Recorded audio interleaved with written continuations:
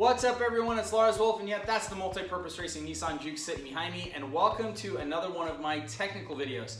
Now, like I said earlier in the year, I had a lot of stuff that I wanted to do to the car, and this was one of them. And that's how to get one of these limited slip differential Wavetrac differentials into a standard 6-speed gearbox that comes in the Nissan Juke and the Nissan Sentra, and I think the Renalt Clio, and maybe a sunny Pulsar in Australia and New Zealand. Now, this is a gearbox that I got from my local Nissan dismantler when I did the 6-speed conversion on the MPR 2.0, so I've had it for a while waiting to do this job, as well as I got a 6-speed manual from a Nissan Sentra, and actually have already done this job where putting the Wavetrac Limited Slip Differential in that. So the car is actually equipped with one right now.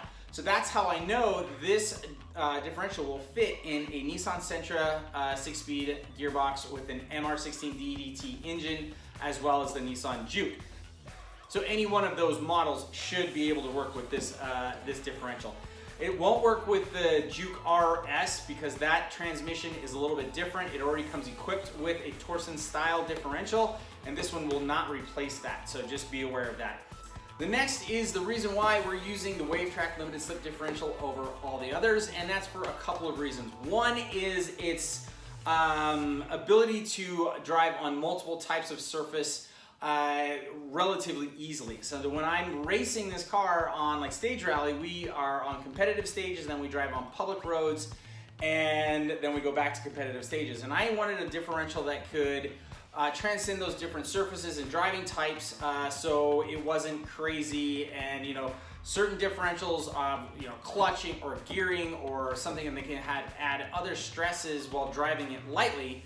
And I know that the Wavetrac differential doesn't have those issues, so that's why we're using it. Another issue, or another reason we're using this differential, is that it's rebuildable. The last reason is that it's a hybrid Torsen style differential. Now, to get more about how this differential works, I'll leave in a link in the description below to the Wavetrac differential's website, and you can click that and you can check out how this differential actually differs from all the others, and it's actually a really good piece to use in this type of application. All right, so here are the tools that you're gonna need for this particular job. I've got them all laid out on my trolley over here, so let's go over them real quick. Okay, so this is going to be the basic of what everything you're going to need to do this job. So let's just go over this real quick. Got some assorted punches and drifts, a paint pen, some panel bones or some plastic pry bars, whatever. Maybe not necessary, but I'll show you why. A flashlight, a pick. You can use a punch in place of the pick, but it's just what I use. Number 24 millimeter open end wrench or large crescent wrench, a 12 millimeter socket or open end wrench, a pair of pliers. I use these and I'll show you why. A little bit of red Loctite, some reverse Torx. The E12 is the main size you need. Small pry bar, some sealant, some either gray or black. Again, a hammer for the punches. A 6-inch or 8-inch extension for the reverse Torx socket. Don't have to use an impact, but it speeds up the process. A drill would work too, with the correct adapter for a 3/8 driver. Some assembly lube. You're also going to need a couple of bearings. One, you have the outer pinion bearing, or the differential bearing, so the 40210. 00Q0K. This might have been superseded to another bearing.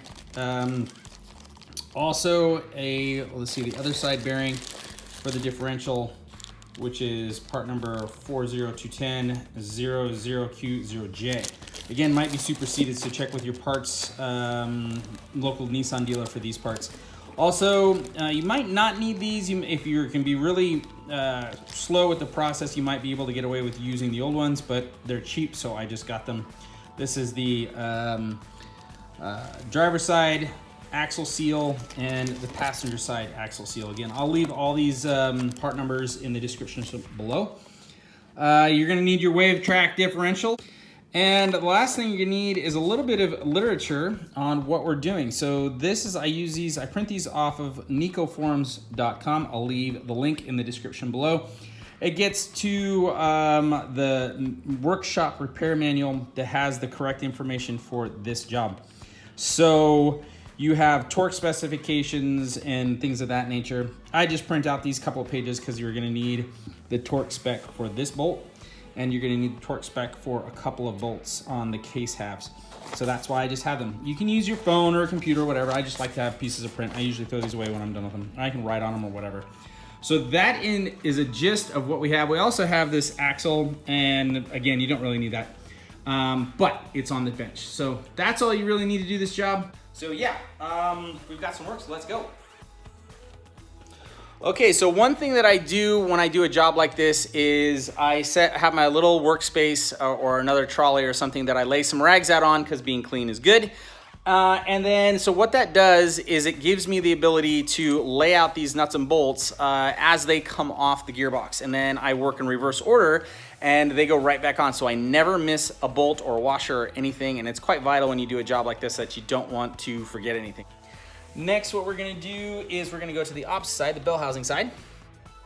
We're gonna remove the throwout bearing. Now this, it might not have to be removed, but it's 2 bolts, it's really easy, and I recommend it. So you basically just loosen those, which I've already pre-loosened, and you slips right out of the way. The main reason is, I'll show you here over here, is that the inlet for the clutch slave sticks out of the transmission like this, and it's made out of plastic. It's pretty flimsy, so I wouldn't want to risk breaking that. So that's why I actually removed the throwout bearing assembly. So again, bolts moved out of the way, and we just remove this assembly complete, and we put it over on our trolley. All right, so we're gonna come back to the other side of the gearbox again. And the next step we're gonna do is we're gonna work on some of the gear shift levers and some of the other ancillaries that are on top of the gearbox. First thing is we gotta remove is our, I guess, again, you don't really have to, but I do, is the crankcase breather. So just pop it out of the way, comes right off, no problem. Next is you have this little hook. It's for transmission assembly at the factory, I'm sure. It's just a 13mm bolt. So you just get out of a socket, pop it on there, and take that off. That's easy. I think the main reason for this is wanting this off is it gains access to the reverse switch here. This is where we take our 24mm open-end wrench or a very large crescent wrench, and you just put it on here, and you just knock this loose, and you spin this out of the way. There's no gasket or anything underneath this. They use a little bit of sealant on the threads, as you can see, and I'm sure you can just pretty much use anything you want. I'll probably use some pipe dope, or I don't know, or even just some sealant from the same sealant that they use on the case halves. Next, we want to remove the crossover linkage. So this is our 1-2 gate or a 3-4 gate like this, and then when you bring this over here, that goes reverse. Move that, that's first and second. Move that, that's third and fourth. Move that, that's fifth and sixth. This is a pretty important piece that I like to do with these gearboxes, or whenever I'm doing any gearbox in any car, is that I do just what you just saw, is that I run it through its gears. I make sure all the gears are there and that they actually work. So that's important. The other thing, and I'll show you here from the other side on the bell housing side, is I put a pair of pliers on the input shaft and I spin the input shaft in neutral and in each one of the gears, and I get a feel for what that shaft tension is, or the resistance to spin that shaft has. So let's go back over on this side. It's another pair of pliers that I showed you. You can do this with anybody, but I like using a pair of small vice grips, and as long as it's not on the shaft really tight, you should be just fine. It's all good. You know, that's all you need, just enough so you can spin the transmission like this with one finger. So then I just go and I go, let's see, put it in neutral. There's reverse. Now you can watch here the spin of this as I go this way. It's going the opposite direction. So that means that's reverse.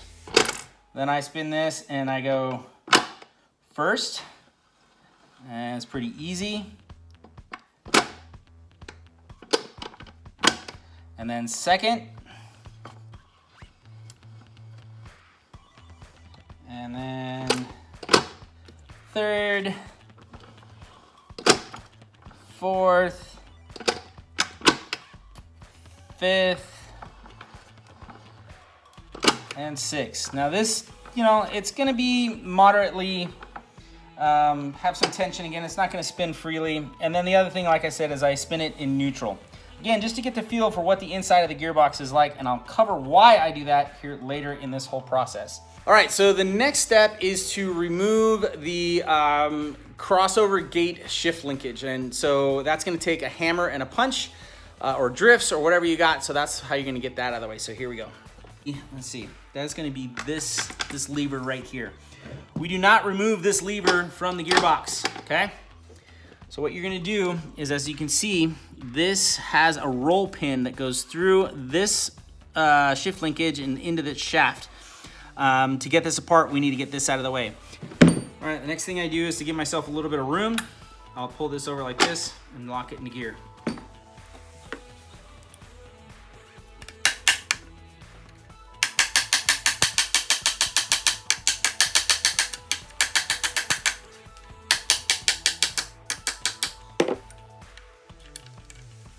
We'll get this out as far as we can.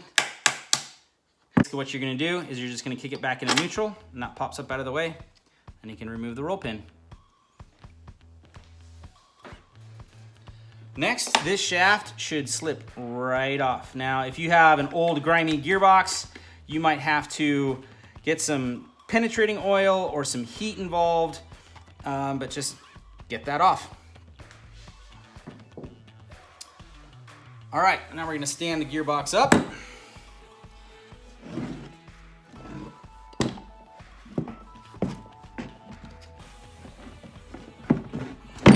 Okay, our next one is this bolt right here. This bolt, it's a reverse Torx, is threaded into, you can see this little housing right here, is threaded into the reverse idler gear assembly. This holds the reverse idler gear shaft. So basically, it comes out, just gotta knock it loose with a ratchet and your E12 reverse Torx. Just like this. All right, no big deal. Here's the big deal with this, is this has a very special washer on it. That washer is got a rubber O-ring in it. It only goes on this bolt. This bolt is different than all the rest, so don't get them mixed up. And this stays on there pretty nice, so don't lose that. Don't need any sealant or anything like that unless it's leaking. Just go to your Nissan dealer and get a new one. I'm sure they're probably like $1. So keep this one apart from the rest of the nuts and bolts that hold the two case halves together. All right, so now we are going to basically get ready to split the case in half. That is all there is to it, really. There are 19 bolts. These are the reverse Torx that we were talking about that go around the outside of the gearbox, okay? So with that, I'm just gonna get my extension and my socket, and this is where I use my impact. I will knock them all loose by hand with a ratchet.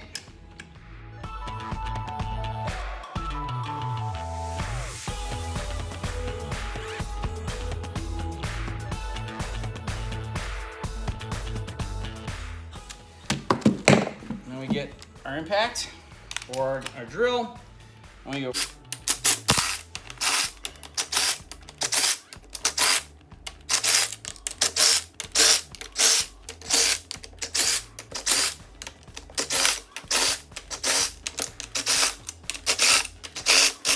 And that's it. Voila. Get them out of the way. All these bolts are the same size, so don't worry about mixing these up, but just get them, and don't mix them up with that other one I told you about earlier. Almost at the part of separating the case halves. It's really, the job does not take that much to get this thing apart. Now this is something that Nissan does pretty cool that I haven't seen in a lot of other manufacturers with their gearboxes, and I wish they would do it. And this is where we're gonna get our pry bar that we showed you in our tool layout. And we're gonna get that over here,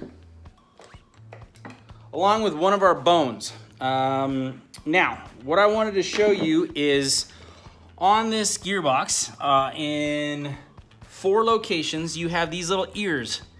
If you can see, they have a space in between them. That's perfect for a pry bar, okay? There's one here at the bottom, one over here at the end where the differential is, one here at the top of the gearbox, and one here at the gear set side of the gearbox, okay? And each one of these, in this location and in this location, there are dowels that hold the 2 case halves together. And that's what you're gonna be really prying for. When you do this part of the procedure, get your pry bar. Try not to use a screwdriver. I know, I've done it too. But don't jam it into the case halves this way and pry up. You're gonna gall up the upper case half, gall up the lower case half, and these case halves are machined flat. And if you get in there and all do your twisty wiggly stuff with a screwdriver, you're gonna gum it all up and you're gonna create a place where it possibly could leak. So always just use the outside of this. If you have to reach in and get that, that's where I get one of these, or I get 2 of them. And I'll put one on the downside, one on the upside. And they can get kind of hairy. And I'll get my pry bar in between that and I'll pry, okay? These are made out of plastic and they protect the aluminum from the steel of your pry bar. So that's why I have these. This gearbox is, so low mileage, it popped just straight away. I just wiggle here, wiggle over here, get it all loose, and that's it. It's loose. All right. Next piece, I'm gonna show you from the opposite side here. The only really thing that's kind of holding this thing together, and if you're not aware of it, is the gear shift selector. That's this thing. It has a lever that's inside the gearbox that's holding onto the shift selector, which is literally right behind it. So what you have to do is, as you pull up on this case half, I put one hand underneath here, and I put one hand over by the differential, and I just give it a rock. As you do so, you're gonna see this lever start to move up. Assist it with your hand. Just rotate it out of the way, and I'll show you why here later. And then that's it. Case comes apart. Okay, so the case is apart. That's it, it's done, right? No, not really, but anyways. So again, here, I'm gonna show you that lever that I was just talking about.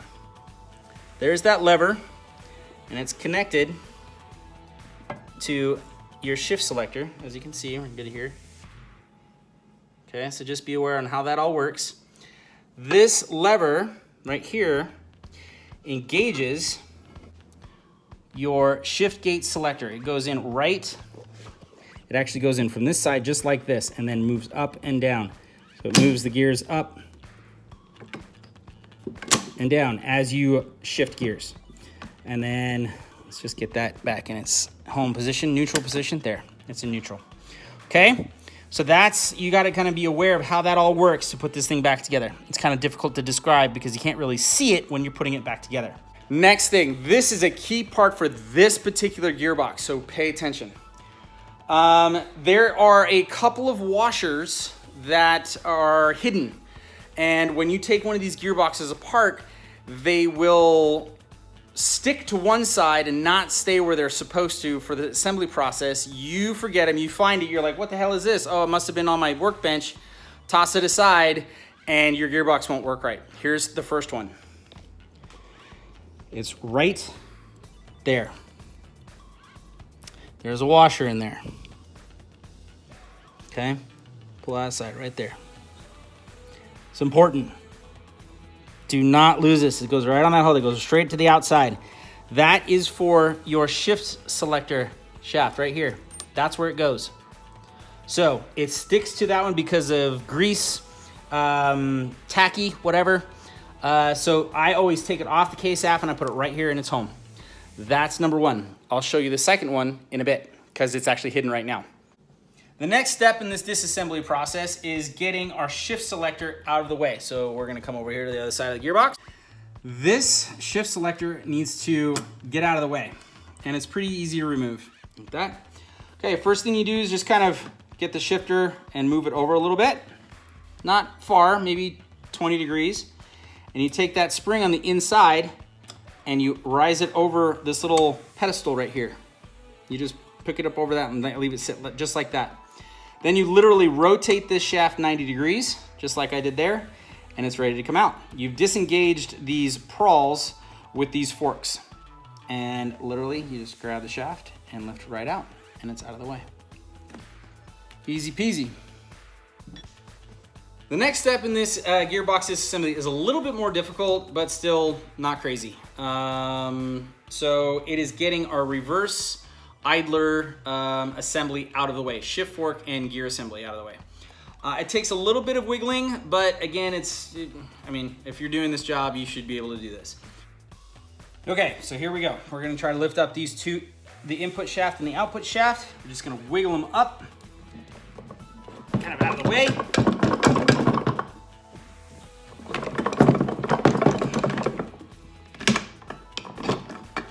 There.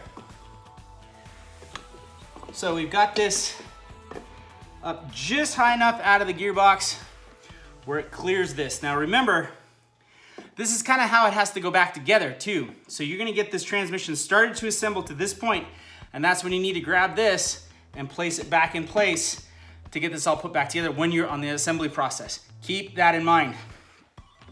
Take this, put it over on our parts trolley, and move to the next piece. The second most difficult part of this entire job is getting the input shaft and the output shaft out.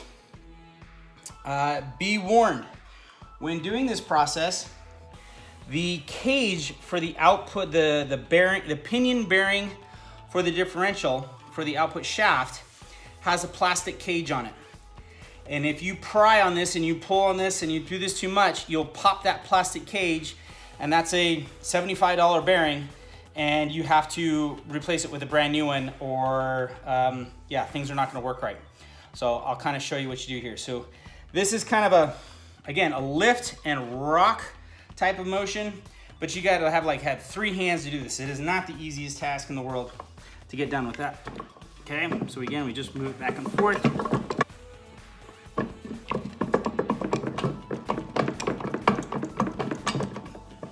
Okay, our input shaft is loose.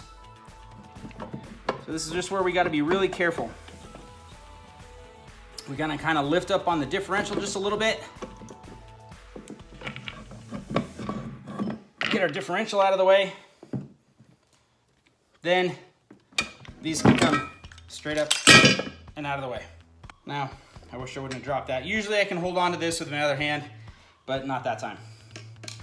And I leave kind of everything semi-assembled, so there's no confusion, because we really don't have to do anything with the input and the output shaft. They can literally go on our parts trolley. Remember that other washer that I was talking about? This is when you get to it.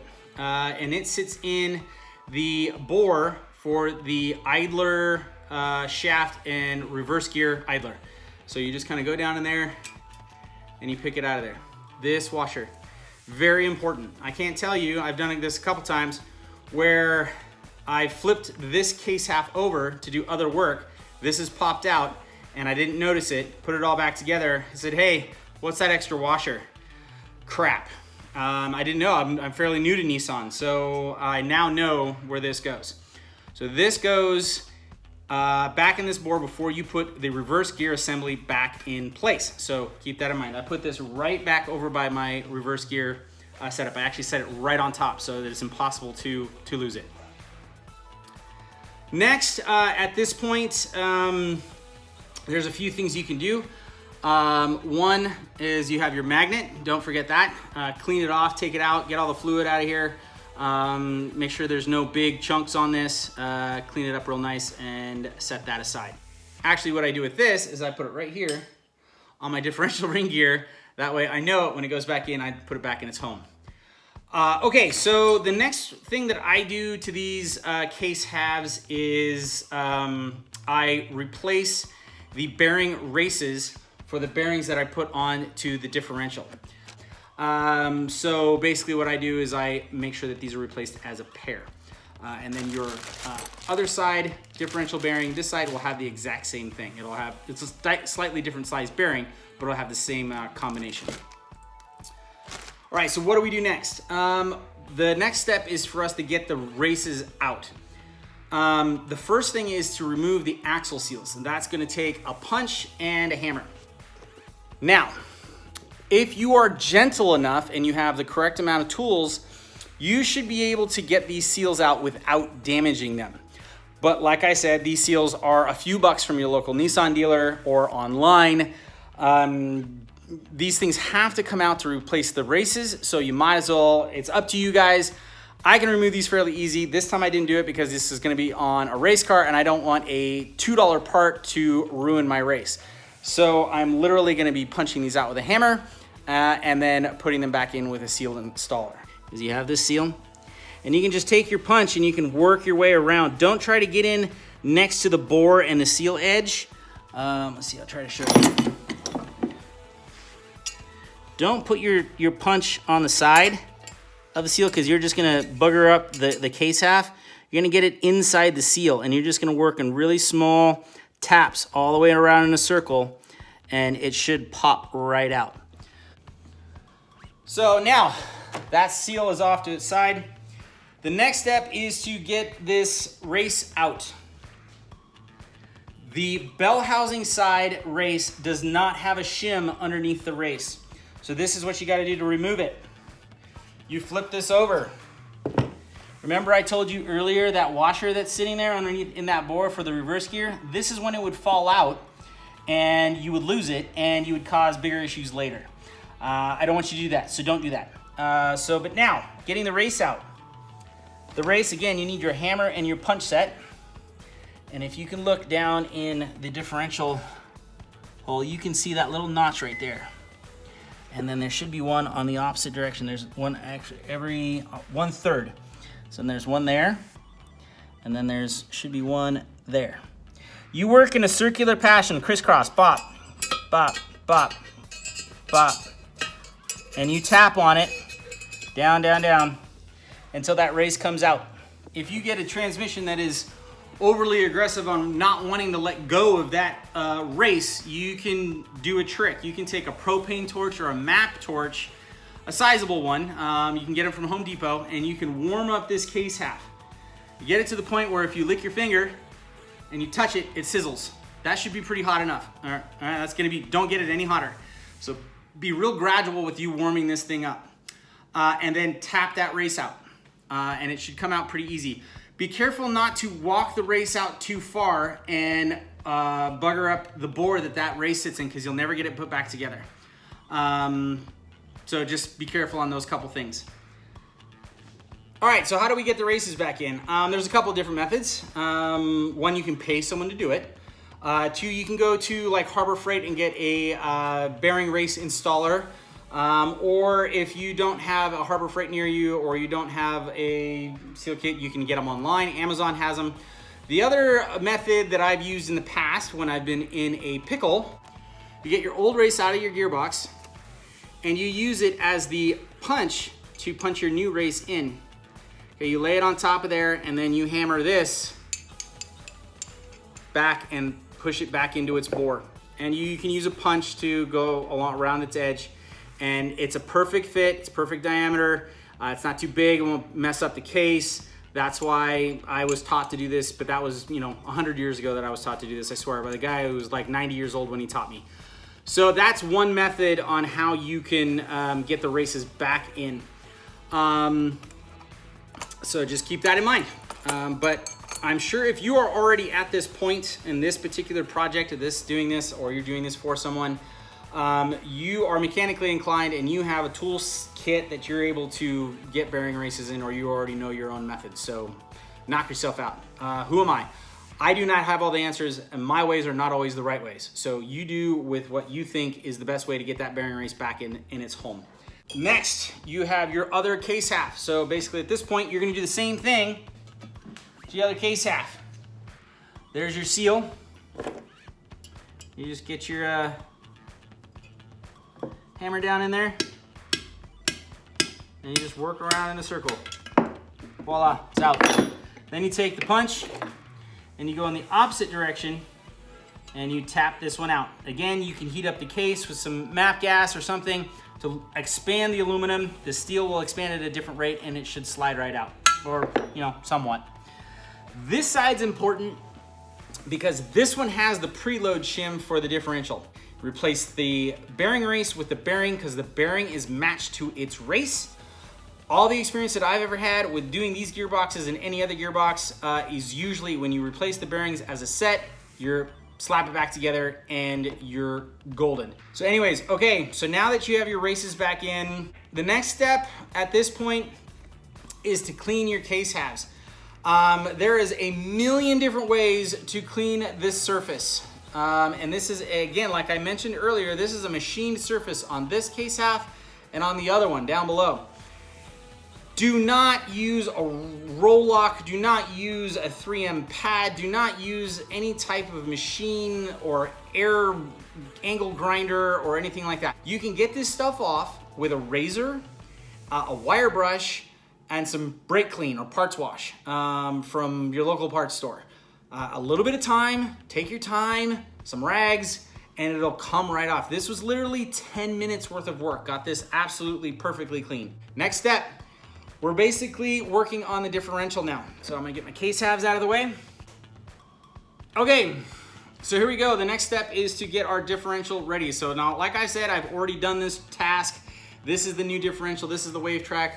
Lovely piece of kit already installed on my crown gear and that type of stuff. So basically I'm just gonna talk you guys through this real quick.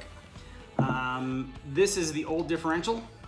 As you can see, it has two little flat spots right here. This is where I chuck it up in a vise. I clamp it in a vise like this. I take the 10 bolts that are holding the crown gear onto the differential housing, and I knock those off with a breaker bar, and the crown gear can literally tap right off. Be nice, use a piece of plastic, don't use a metal hammer, don't have to hit it hard. It will literally come off really, really easy. Make sure it's like you're doing it onto something soft. Don't let it drop on anything hard. These gears are hardened to be very wear resistant, and they will shatter if you drop them. So don't do that. Once those 10 bolts are out, that crown gear should come off. It's orientated top and bottom, so don't get that mixed up. I usually will make a paint mark on top of the gear, so that way I know which way's up, because sometimes I go weeks without looking at a particular project. This one, I didn't have to do that. I went literally from one to the other. Next, chucking up the other differential in your vise to get ready for the assembly of the pinion gear, or the ring gear. So on these differentials, you will see a little flat space right there and right there. Okay, as you can see there, I'm not sure you guys can see that. There's a flat space right there and right there. That you can chuck up in a vise. Now, of course, you can't do that with this bearing in place. This bearing has to be out of place or not pressed on yet. So I install the crown gear on the differential, then I install the bearings on the differential, okay? Have to do it in that order if you wanna do this, because here's the reason why. It is very difficult to hold this differential steady if you have to torque these bolts to 96 foot-pounds, which is the manufacturer's recommended specifications for these bolts. Okay, here's the next step. This is when we get our red Loctite, and we put a little dab of it on each bolt, and we run it into the whole finger tight. Okay, that's all you need, it's just finger tight, but you need 1, maybe 2 drops of this stuff. And just run all the bolts down through the crown gear into the differential housing. Next, with it chucked up in your vise, or whatever holding device you have, I get a torque wrench, and I'll orientate this in like a 12, 6 o'clock position, and I'll torque the number 12 bolt, and I can show you guys. As you can see, all these bolts have a little piece of white or white paint on them, and there's 2 marks because I do a 2-step torquing process. I do a paint mark and I tighten it to 50 foot-pounds. Go to the opposite side, paint mark, 50 foot-pounds, and I do that sequentially, crisscross pattern, all the way across the differential. Then when I get back to here, I go, now for the second, I go full the 96 foot-pounds, and I mark my bolt head with another piece of paint from the paint pen that I showed you earlier, and I do that same sequence all the way around the differential. Then once you're done, I'll go with this, then I'll do it one more time at 96 foot-pounds, and I'll go in a circle from 12, 1, 2, 3, 4, 5, 6, 7, 8, 9, 10. Once you're done there, you know that this is torqued on there. You have confirmation all the way around that you are torqued on, because the last thing you want is one of these bolts coming loose in the gearbox when you're flying down the freeway, doing 100 miles an hour or 65 miles an hour.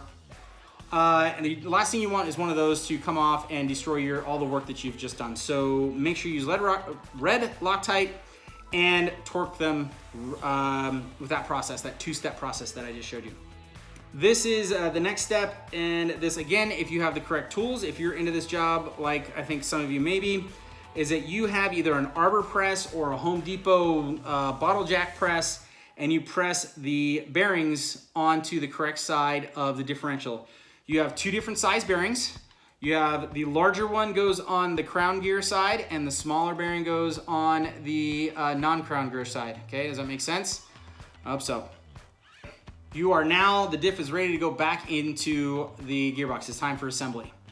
So yeah, let's get it all set and ready to go. Okay, so we're ready for the assembly process. We've got our bearing races pressed into place. We have all our seals. We've gotten it back from the cleaners or whatever, you cleaned it. Now the thing is getting it prepped and ready to go back together.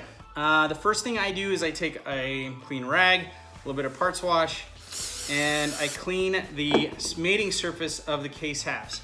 Because in the process of doing what all you're doing, you're touching it with your greasy fingers, you're rocking it up and down, there's grease all over the place, I hate gear oil, and everything is said and done. There, that case half is clean. The next thing is like I told you before, we have our magnet that goes back into place, step 1.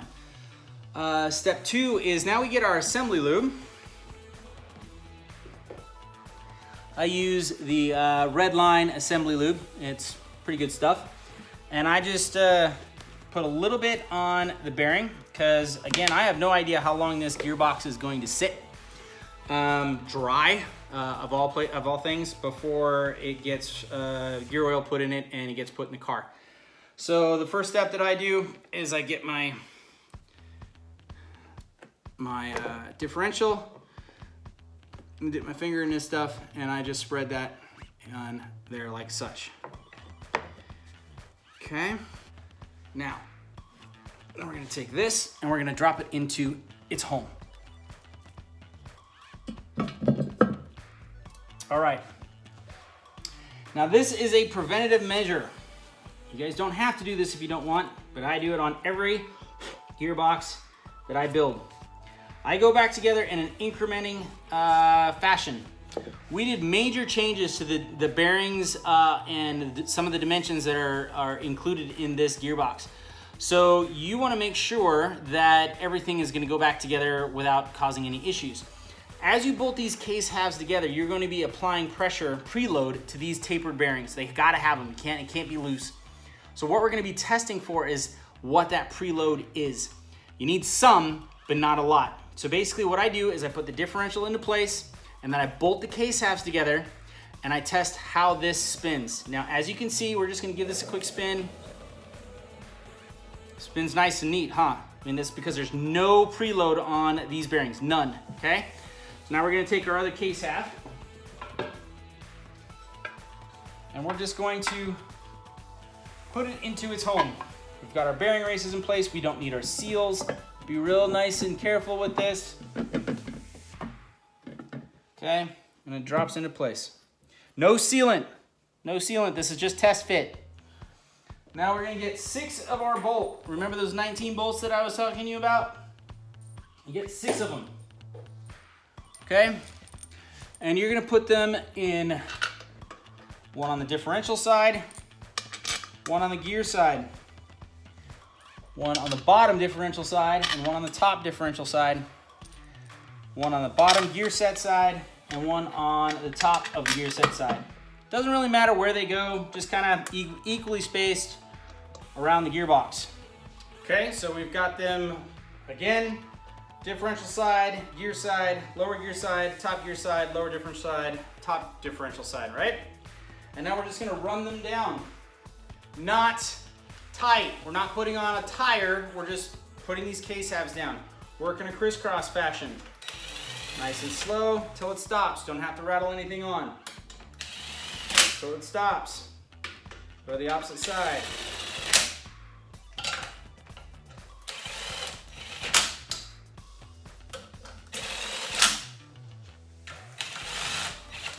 Opposite side. Again, I put like no power to that. Gun set on its lowest setting. Prefer you not use the gun at all, but again, trying to do this so it's fast for you guys. You're not sitting here taking forever. Then I go back over this with my ratchet and I just snug it. Just 2 fingers. That's it. That's all you need. Now work in a circle. There. There.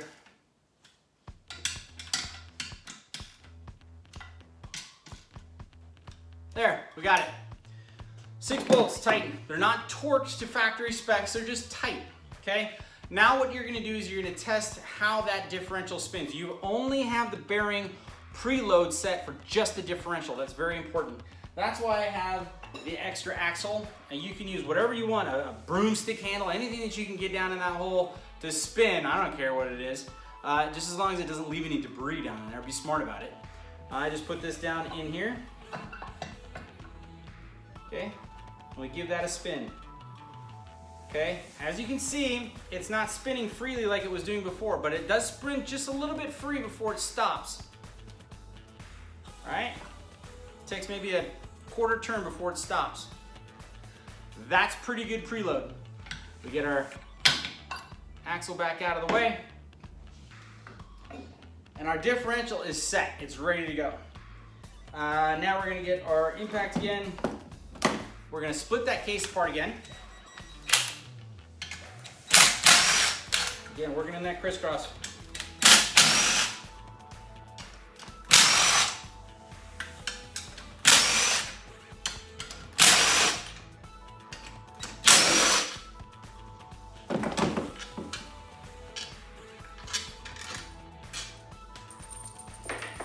Okay, we got our pry bar. We go to those little tangs that I told you about. There's 4 of them around the gearbox.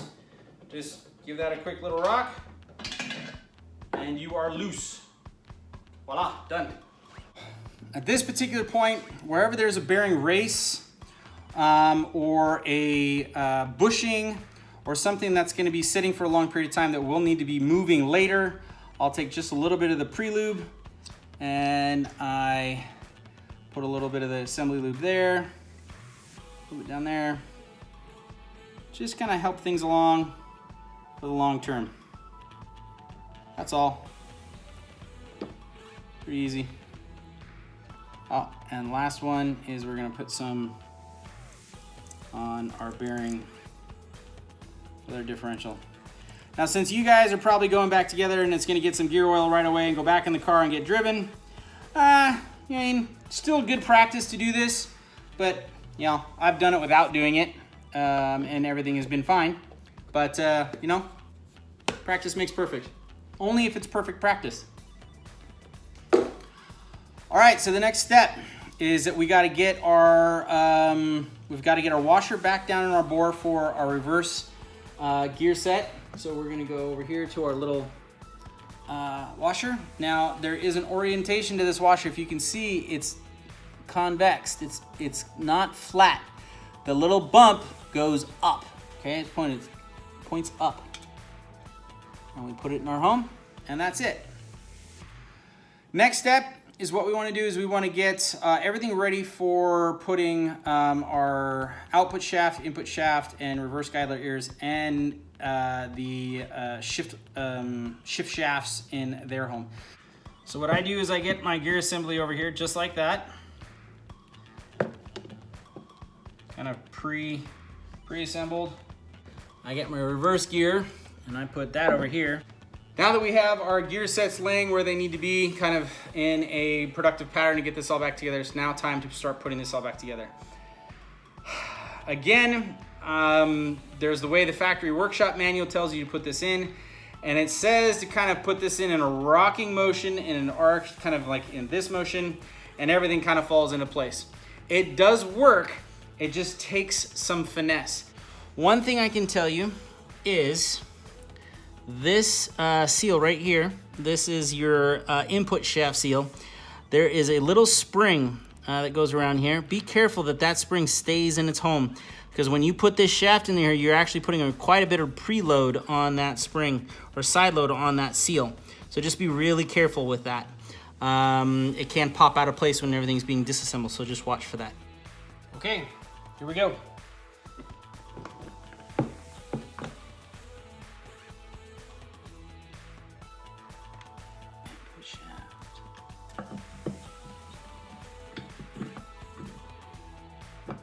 At this point, we're going to try to get our shift shafts in place. And now that it's up out of the gearbox, we're going to take our reverse gear setup and we're going to get that into its home as well. Okay. And now we just kind of rock everything into its home.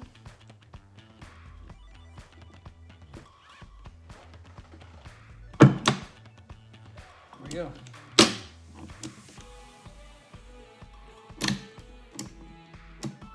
All right, neutral.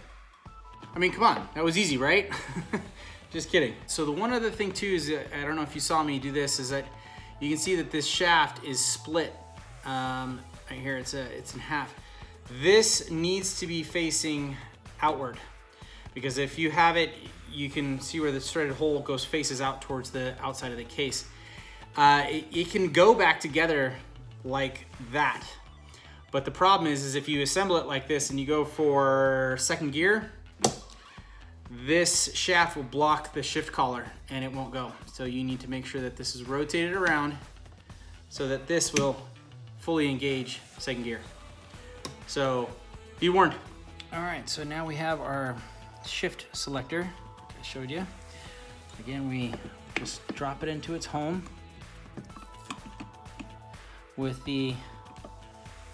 this piece pointing almost straight out to the outside. And we have our washer. Remember we were talking about that washer? Just make sure that this is in its home, right there on top. And what we do is we're going to kind of start to rotate this around, but we have to line up all these shift forks. We have to get them all in perfectly aligned. And that includes the reverse gear side as well. So that needs to come up a little bit. This will start to rotate. You can move them up and down.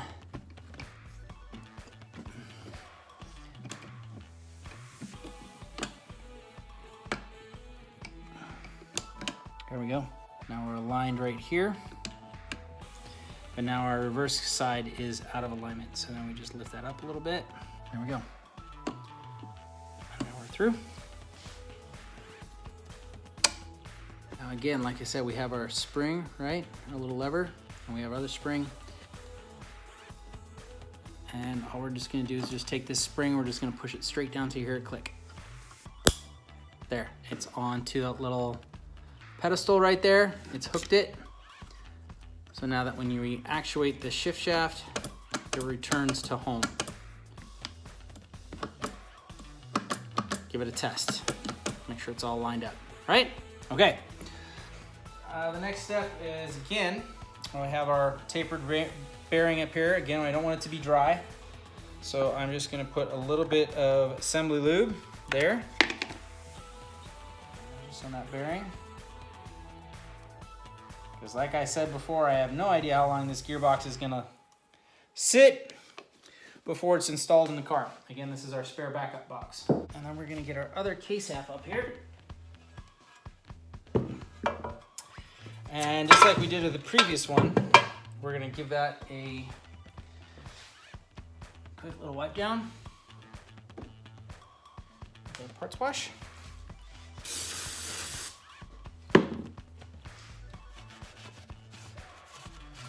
Because for our sealant to work correctly, our case halves need to be clean of any oil. So now we're at the point of putting the two case halves together, and we're probably at the point where you will find the most common mistake with putting a gearbox like this put back together, and that's the sealant. I use just this black RTV, or what do they call it? Ultra black, works just fine. I use it on the smallest opening on the tip. Again, like I said before, this is a machined surface, and it's very, very flat to each other. So you almost need nothing of this to go in between these case halves to get a proper seal.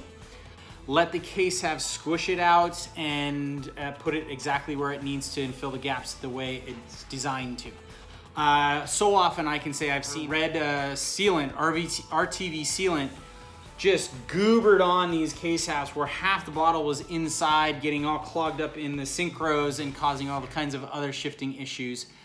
But this is literally the method I've been using for over a decade. It's, again, a very small cross-section of what it takes to seal up these case halves. So I'm just going to kind of position the camera so you guys can see how thick it is and where it's routed around. Okay, so we're just gonna set that up and we're gonna go for it.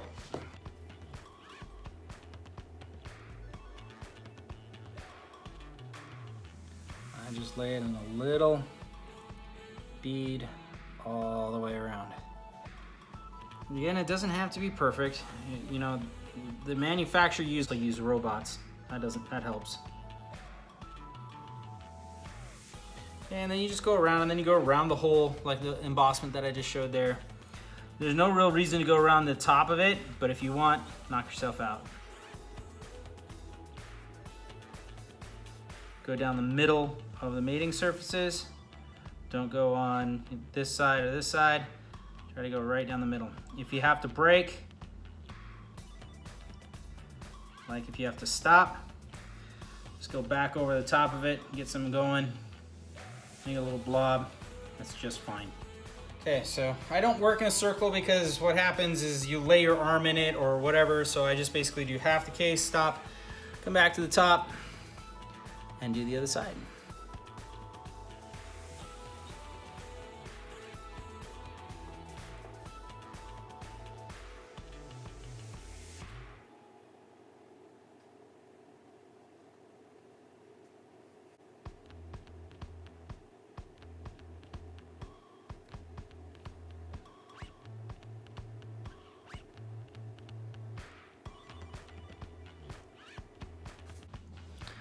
Okay, so there you can see from the top of the gearbox, it's pattern.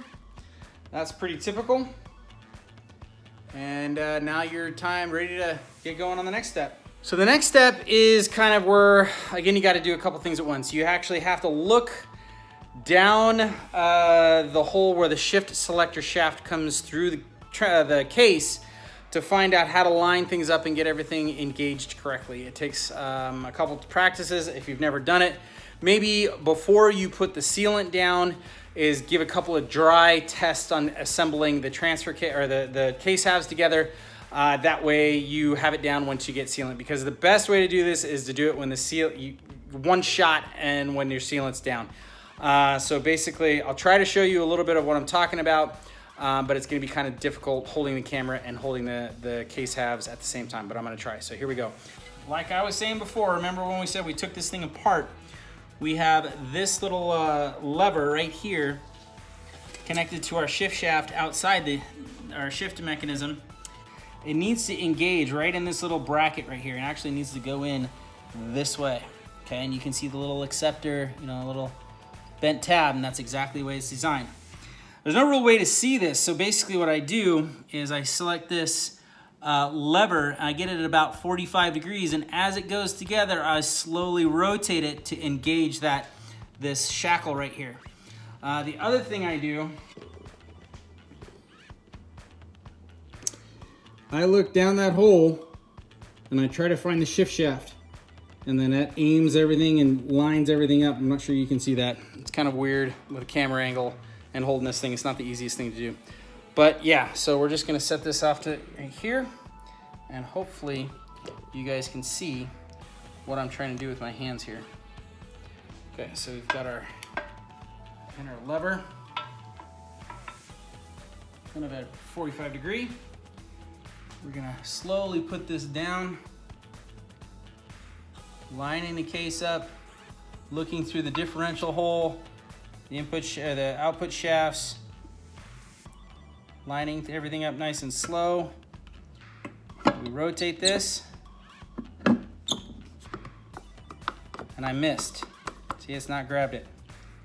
So I pull this back apart a little bit. There we go. As we rotate, and now we're in. Right? And that little compression there, that didn't really disrupt the sealant at all. It just kind of started its process in squishing out and completing the seal between the case halves, but you're able to take a second stab at it and get it to line up. So at this point, the case, you can tap it into place, or you can, it's the best route is just kind of get a dead blow or something and just kind of tap on this bearing surfaces up here, maybe a little bit down here, to get the case halves to get real close. But the rest of it should be pulled together with the 19 bolts that we took apart in the previous process. 19 bolts, kind of just start right in the same spot. Just line them all up. Again, they're the same length, same thread pitch, no problems.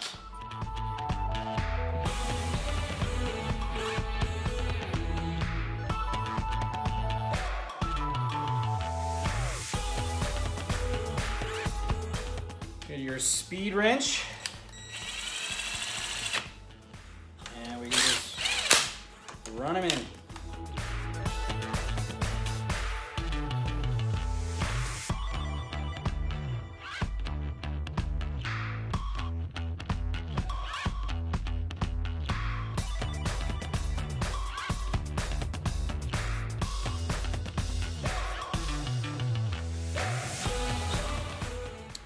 That is not torqued down, that is not pulled down, that is just snugged up. It's just the first little run these bolts down and anything. But I wanted to show you how the sealant was squeezing out between the case halves.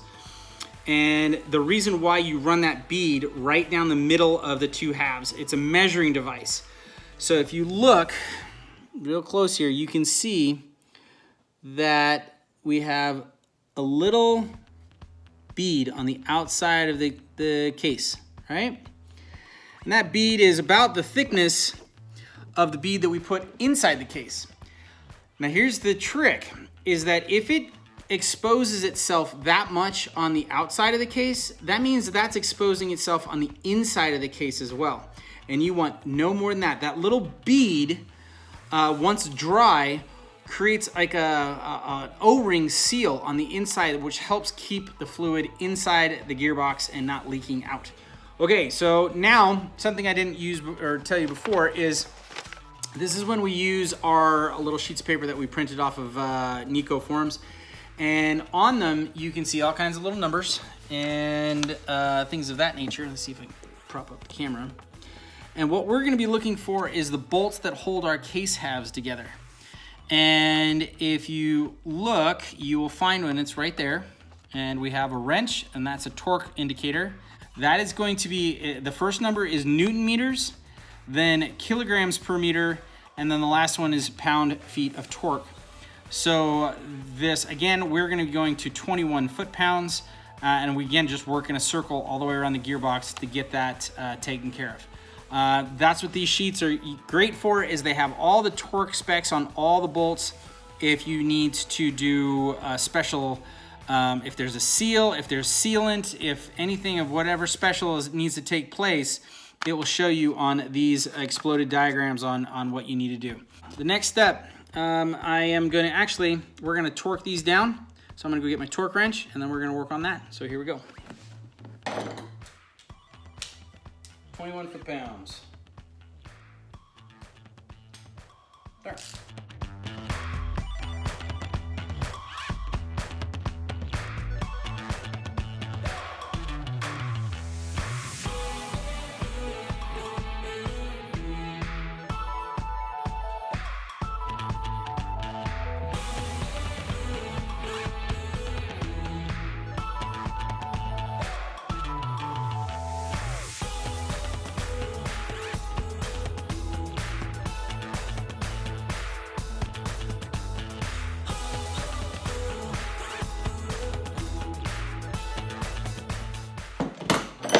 Okay, so they're all torqued, but we're not done yet. This is when you get your paint pen, okay? Because this is going in a race car, we do a lot of visual inspections on the car, and this is just a really easy way for you to make sure that what you've touched is been completely put back together. This is also when we use in race car when we're in service, we actually don't have to get a wrench on all these bolts. We can actually look and see if the paint check that we put on the bolt has moved at all. If it's moved, we know we have an issue and we need to get a little bit closer inspection on the bolt in question. So at this point, I've gone all the way around the gearbox with the reverse torques. Now I'm just gonna get my paint pen and we're gonna go back over each one, retorquing it and then paint checking it.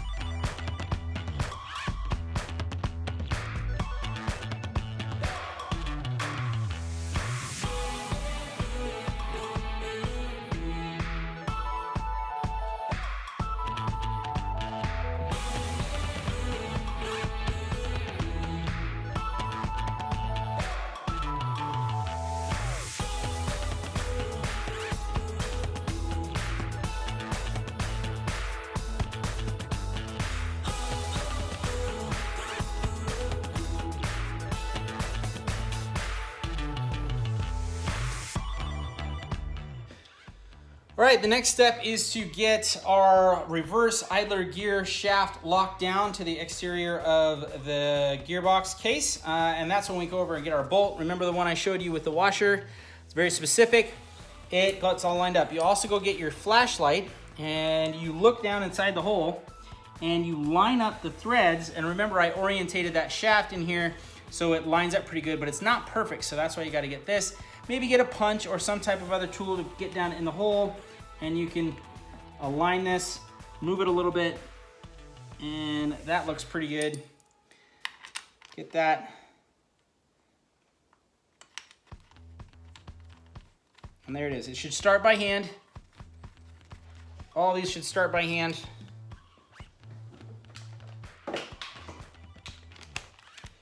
Run that in.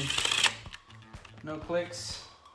Once it's in place, you grab your sheet, you look up your bolt. It's a torque specification of 18 foot-pounds. We get our torque wrench set up and we torque it in place and then use our paint marker to paint check that one as well.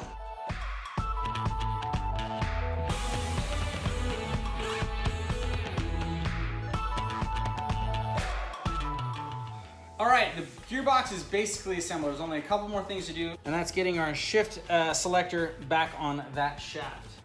Now that we had the gearbox tested in like third and fourth gear right there, spinning and everything seemed to be, all the tensions seemed to be really good. I'm not really worried about it. It's time to get our shift gate selector back in place. Like I said, I just wipe down the parts as I go. I like having clean parts as they go back together. Yeah, just get the dirt out of the way. Weight, 3 horsepower, whatever. Just like having a clean project. Now, like I told you before, our roll pin, if you notice, has a compressed side and then a expanded side. And we want to put that compressed side in first, so everything's lined up and everything goes back together a little easier. So we're just going to put this in place.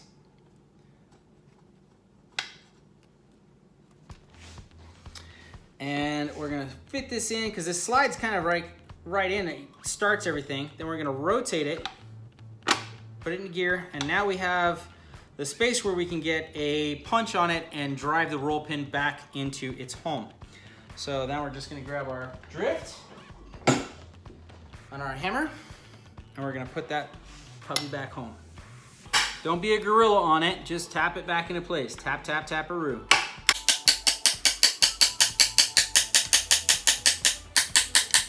That's it. Make sure that it can move in any direction without hitting anything. There's no obstructions all the way around. It can be centered, it can be slightly off, whatever's up to you. Just make sure that it doesn't hit anything. That's it. All right, so now you got reverse, first, second, third, fourth, fifth, sixth. Good. Roger Dodger. Next is our reverse switch. And again, like I told you guys before, whatever sealant you want to use on that. I mean, it shows, the factory shows there's a little bit of sealant on it.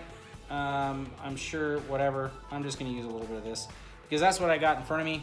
And, you know, looks like some pipe dope would work, or some thread tape. That will work too.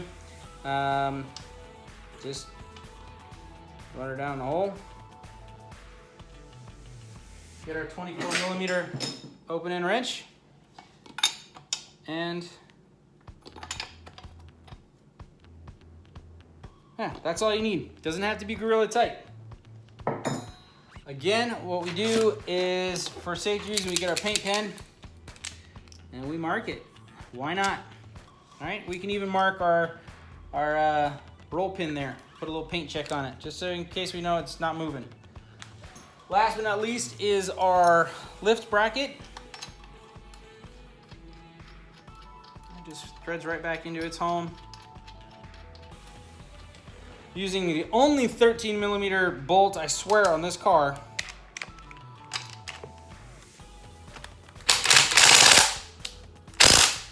We're at home. That's not anything special. It's just a lift bracket, but I still mark it. But there's no need to really torque it. The last thing is that when we're done with all this, I will tip the gearbox back up here like this. Okay, so now that I've got the gearbox tipped back up like this, I will leave it here like this for 24 hours before I even think about putting oil back in it. The last thing that you have on this gearbox to do is to put the axle seals back in. And now we have, let's see, we have 2 axle seals right here. There is a driver's side and a passenger side, so make sure that you note which one goes where. The one thing I will say is that there is a specific depth for these seals to sit at. And it is in the workshop manual of what that depth is. I don't have it here in front of me. Again, I will leave the link in for these 2 pages and that page that has the depth for those seals. Just have a seal installer, put that in place, and get it driven down into its home, and you guys are set to go. And we can tip this up one more time real quickly.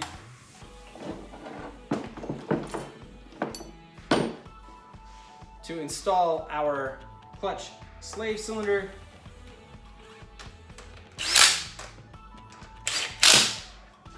There.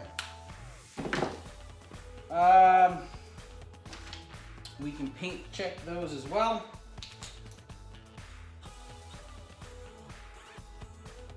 And we know that we're set. Last step, put our breather hose back on, pretty important. Don't have oil going everywhere. That's it. We set our gearbox up like so. And we let it set. All right, everyone, there we go. We have got an assembled gearbox. Now, I'm pretty stoked to be able to have shown you this process. I now have a spare gearbox to sit in the bullpen, just in case anything happens to the multi-purpose racing Nissan Juke when we're racing. You know, there hasn't been a lot of races this year because of this whole COVID-19 thing, but we've been staying inside and staying busy and getting lots of stuff done, getting ready for maybe late this season or early next season. So yeah, I guess all you really have to do at this point is let that sealant set up and get the gearbox put back in the car and the fluid. Now, Wavetrac Differential recommends a couple of different types of fluid for the proper use on this differential. They are both Motul gear oils, but one is a gear competition and the other one isn't. The one I use is the gear competition, and it is the Motul SAE 75W40 gear oil. I recommend this highly. It's really good stuff. It's a little spendy, but well worth the investment for the amount of money that you got in this gearbox now, and it really does make a difference. Other than that, I want to throw out a huge thank you to Wavetrac Differentials for getting us all the information and getting us set up with this differential to get into our program and our race car. So thank you so very much to them. Also, I want to throw out a huge thank you to Antioch Nissan for getting us all the bearings and seals, all the other stuff that we needed to get this gearbox taken apart, inspected, and put back together. So thank you to my friends out at Antioch Nissan. Other than that, everyone, that's all I got for you this time. As always, hit that like, follow, subscribe, share button. It helps me out tremendously. If you have any questions, do not hesitate to leave them in the comments below. I'll get to them as soon as I possibly can. And yeah, that's all I got for you this time. Thank you so much for joining me, and we'll see you guys at the racetrack. Take care.